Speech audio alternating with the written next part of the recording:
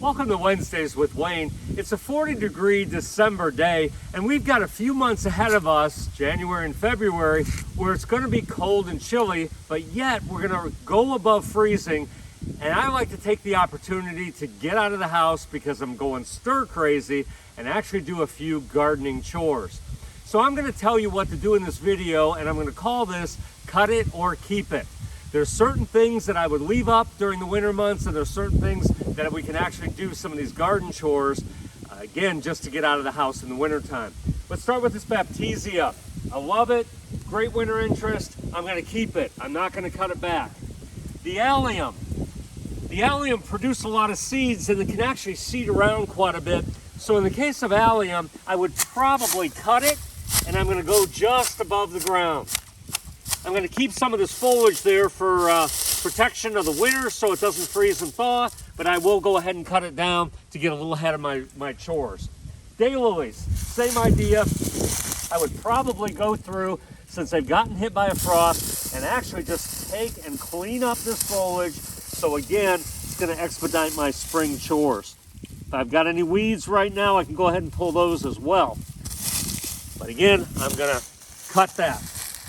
The grasses here are going to provide this great winter interest, and it's also going to be a little bit of a barrier for snow, so I'm going to keep it up. I'm going to keep all of my grasses up. When it comes to something like Amsonia, this is another plant that I would probably take to the ground now when I have some time, so I'm going to cut it. Just a few inches above the ground, again leaving the leaves for winter protection. More of the ornamental grasses. I did cut a few of these down only because they were laying over and were kind of unsightly. So I did cut some of these back. But again, the rest of these grasses, I would keep them. When it comes to garden peonies, not so much your tree peonies, but for the garden peonies, you want to make sure that you cut these back to the ground as well. Get rid of some of the foliage that had some mildew on it. So I'm going to go ahead and cut these back.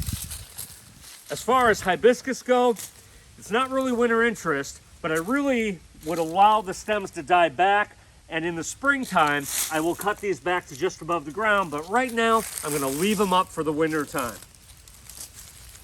As I go over here to the phlox, this can be phlox, it can be asters, things like that. These can also be cut down. And again, I'm gonna cut these down just a couple inches above the ground.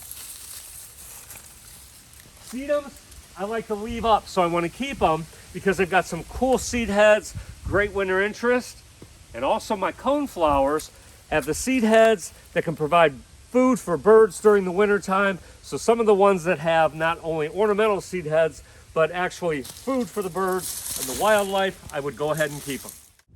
I'm in the midst of my hosta bed, which has all been cut down. I actually did this with a lawnmower. You could do it with a pair of shears. Any of the old foliage I would either cut and or scoop away that has been frozen here, and again leaving a little bit of a protective layer for winter time. When it comes to roses, I do like to leave the roses up for the most part.